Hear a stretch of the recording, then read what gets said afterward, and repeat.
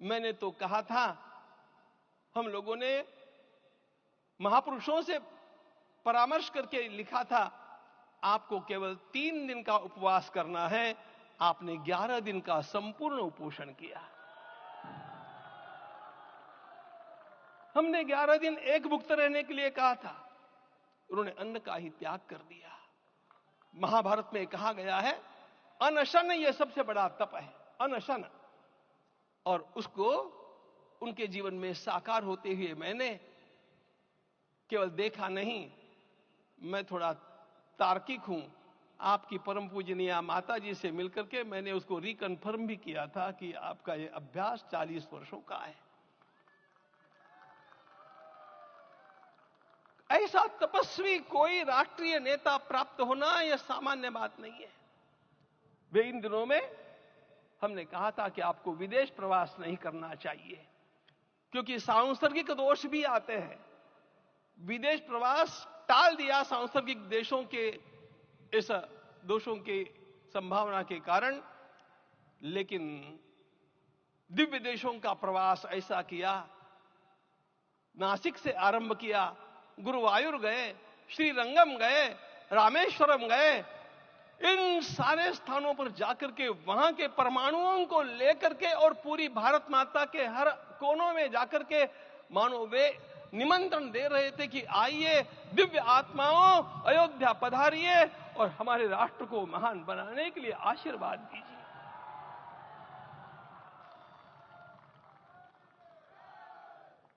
हमने केवल कहा था 3 दिनों तक आपको भूमि शयन करना चाहिए।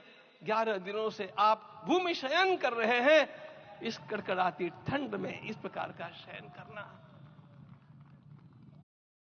मित्रों,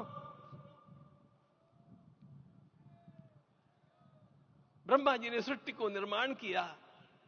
उस समय उन्होंने एक शब्द को सुना था। भारत की संस्कृति का सबसे मूल शब्द है तप, तप इति। हमारे पूज्य गुरुदेव के गुरुदेव परम गुरु कहा करते थे, कांची के परमाचार्य जी महाराज, तपश्चर। मैं जब भी उनसे मिलता था वे कहते थे तपश्चर। आज तप की कमी हो गई है और उस तप को हमने साकार आप में देखा। मुझे इस परंपरा को देखते हुए केवल एक राजा याद आता है जिसमें यह सब कुछ था, और उस राजा का नाम छत्रपति शिवाजी महाराज। छत्रपति शिवाजी महाराज। मित्रों, लोगों को पता नहीं है शायद, वे स्वयं जब मल्लिकार्जुन के दर्शन के लिए श्रीशैलम के ऊपर गए, 3 दिन का उपवास किया, 3 दिन शिव मंदिर में रहे, और महाराज ने कहा कि मुझे राज्य नहीं करना है, मुझे संन्यास लेना है, मैं शिव जी की आराधना के लिए जन्मा हूं, मुझे संन्यास लेना है, मुझे वापस मत ले जाइए। इतिहास का वो बड़ा विलक्षण प्रसंग है।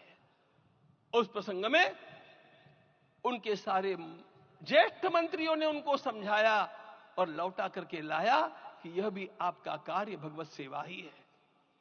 आज हम लोगों को उसी प्रकार के एक महापुरुष ऐसे प्राप्त हुए हैं जिसको भगवती जगदम्बा ने स्वयं हिमालय से लौटा करके भेज दिया कि जाओ भारत माता की सेवा करो। तुम्हें भारत माता की सेवा करनी है।